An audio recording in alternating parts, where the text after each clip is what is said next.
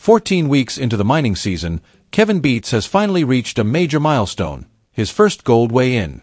The road to this moment has been anything but smooth. Equipment breakdowns, unexpected operational delays, and setup challenges have slowed progress significantly. Despite the rough start, Kevin and his crew have pushed forward, determined to get their operation running efficiently. Finally, after months of effort, the time had come for the crew's first gold weigh-in. The moment was filled with anticipation as they placed their collected gold onto the scale. Kevin had set an ambitious goal for the season: 1,000 ounces of gold. To achieve that, he needed to produce at least 100 ounces per week. The weight on the scale slowly climbed, ounce by ounce, before settling at a final count of 33 ounces. While the haul was worth approximately $82,500 at current gold prices, it was far from the numbers Kevin had hoped for. Standing nearby, Tony observed the result with a critical eye. He knew from experience that a slow start could spell trouble later in the season. The number was only a small fraction of what Kevin needed, and it was clear that the operation would have to scale up significantly to reach their target. Kevin, despite his disappointment, understood that consistent operation was the key to improving their output. More gold would come only if they kept running without further setbacks. As Tony left the weigh-in, Kevin took a moment to reflect. His mind raced with thoughts of what could have been done differently and how they could improve moving forward. The pressure to deliver weighed on him heavily, and though he was proud to have finally started producing gold, he knew there was still a long road ahead. The journey has been filled with setbacks that tested Kevin's patience and leadership. With each passing week, the pressure to succeed mounted. The Beets crew had invested a staggering $2 million into this operation, and for months, Kevin watched the bills pile up without any sign of profit. The weight of responsibility was heavy on his shoulders as he faced the reality of running his own mining site for the first time. He knew that without a successful yield, the financial burden could become overwhelming. Having grown up in a mining family, Kevin was familiar with the industry's ups and downs, but this time, he was at the helm. His father, Tony Beets, often reminded him that the first year always comes with growing pains. Kevin understood the truth behind those words, yet experiencing those struggles firsthand was a different challenge altogether. Unlike previous seasons, where he worked under his father's command, this was his operation, and every success or failure was his to own. As the season continued, the question lingered: would they be able to turn things around in time to reach 1,000 ounces? The weeks ahead would be a true test of Kevin's resilience and his ability to lead the operation to success. Time was running out, and every decision from this point forward would be crucial in determining the outcome of his first season in charge. Kevin Beets set out on his own mining operation, determined to carve his own path outside the shadow of his successful father, Tony Beets. However, his journey quickly became fraught with setbacks, compounded by challenges from both Tony and longtime friend Parker Schnabel. Despite these difficulties, Kevin finally managed to mine his first gold of the season, though the road to that moment was anything but smooth. From the start, Kevin faced equipment struggles that put his entire operation in jeopardy. He launched his mining venture using an aging A40 truck, a machine well past its prime. Unsurprisingly, the truck stalled at a critical moment, breaking down right in the middle of his gold mining operation. This mishap threw a wrench into his plans, leaving him scrambling for alternatives. A new, fully operational truck would cost a staggering $300,000, an expense far beyond his current budget.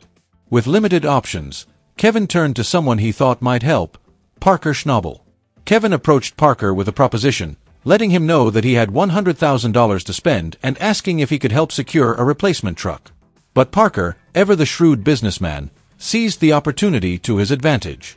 Instead of offering a newer or more reliable vehicle, Parker presented Kevin with another truck that was also 2 decades old, asking for $110,000, more than Kevin had available. Kevin, hoping to strike a better deal, attempted to negotiate, but Parker remained firm. Unlike Tony, Parker ran his business with an uncompromising stance, even with friends. He made it clear that he wasn't going to haggle. If Kevin wanted the truck, he would have to pay the full amount. Reluctantly, Kevin agreed to the deal, securing the truck but adding yet another financial burden to his operation. However, Parker did offer one concession. He allowed Kevin to defer payment until later in the season. But there was a catch. Parker made it clear that he would collect his money no matter what happened.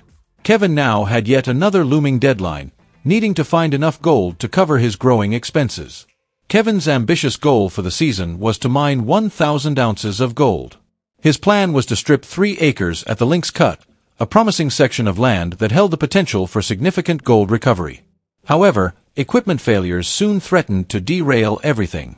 Just as the truck issues were resolved, his only dozer, a 30-year-old Caterpillar D10, suffered a catastrophic breakdown. The dozer was crucial for ripping through frozen ground and clearing the overburden to expose the gold-rich pay dirt below. Without it, progress at the Lynx Cut came to a grinding halt. An inspection revealed that the transmission had failed, requiring the entire engine to be removed for repairs. Fixing the machine would cost approximately $60,000, a sum Kevin simply didn't have. To make matters worse, he had no backup dozer to keep operations moving. The loss of such a vital piece of equipment at this critical stage of the season was a major blow, further compounding the stress on Kevin and his crew. Each lost day put him further behind schedule, jeopardizing the entire operation. The pressure mounted as the clock continued ticking toward the inevitable deadline. With no other options, Kevin decided to seek help from his father, Tony Beets. Returning to Scribner Creek, he approached Tony with the bad news. However, Tony's response was far from sympathetic. He made it clear that Kevin needed to learn self-reliance and that there are no more freebies. Tony had always believed in tough love, and this time was no different. If Kevin wanted to prove himself as a mine boss, he would have to figure out a way forward on his own. Frustrated but determined, Kevin tried to come up with alternatives. His crew, already feeling the strain of repeated setbacks, grew disheartened. The lack of progress created tension on the site, as everyone knew that time was running out. Kevin had fought through delays, financial hurdles, and mechanical failures, yet the biggest challenge still remained: getting gold out of the ground before his financial situation became unsustainable. Just when things seemed dire, Tony and his wife Minnie visited Kevin's site to assess the situation firsthand.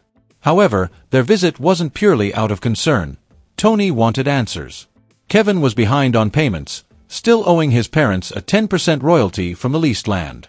Aware of the financial strain his son was under, Tony finally extended an olive branch. He agreed to loan Kevin a $4 million D11 dozer to keep operations moving and even offered to cover the cost of repairing the D10. Kevin was visibly relieved and expressed his gratitude for the help. However, Tony, ever the businessman, saw an opportunity. He suggested increasing Kevin's royalty rate from 10% to 15% in return for the assistance. Before Kevin could respond, Minnie immediately shut the idea down, firmly stating that they wouldn't impose such terms on their own children. Tony, knowing better than to argue with his wife, relented. With the D11 dozer now in play, Kevin's operation finally regained momentum. The increased horsepower allowed the crew to accelerate their work at Scribner Creek, making up for lost time. The crew, previously disheartened, saw a noticeable boost in morale as they finally began to see progress. After weeks of frustration, breakdowns, and financial struggles, Kevin finally reached a turning point. The first gold weigh-in was a moment of relief and validation for Kevin. Although the season was far from over, seeing tangible results reassured him that his hard work and perseverance had not been in vain. He knew the challenges were far from over. He still had debts to settle and a production goal to meet, but for the first time, there was hope that he could turn things around. The road to success in the Yukon gold fields is never easy, and Kevin Beets learned that lesson the hard way. Between mechanical failures, financial strain, and the weight of proving himself outside his father's shadow, he had faced a baptism by fire. But with renewed momentum, a dedicated crew, and the support of his family, however begrudging, it seemed possible that he could still salvage the season and achieve his long-sought independence in the mining world. After weeks of setbacks, delays, and financial pressure, Kevin Beets has finally reached a key milestone: his first gold weigh-in of the season. It may not be much, but it's an important stepping stone toward his ambitious goal of mining 1,000 ounces before the season ends. Kevin's journey has been anything but smooth. Equipment failures, costly repairs, and financial constraints have made his first season as an independent mine boss a relentless challenge. From struggling to secure working machinery to dealing with pressure from both Parker Schnabel and his father, Tony Beets, Kevin has had to fight for every ounce of progress. Now, with gold finally on the scale, Kevin has proof that his operation is moving forward. However, the road ahead remains steep. He needs to significantly ramp up production to stay on track, and every setback could push him further from his target. Still, This first gold represents more than just a financial boost. It's a validation of his efforts and a motivation to keep pushing. If Kevin and his crew can maintain momentum and avoid further breakdowns, they might just have a shot at turning this season around. Can Kevin overcome the odds and hit 1,000 ounces? Only time will tell, but for now, he's finally on the board.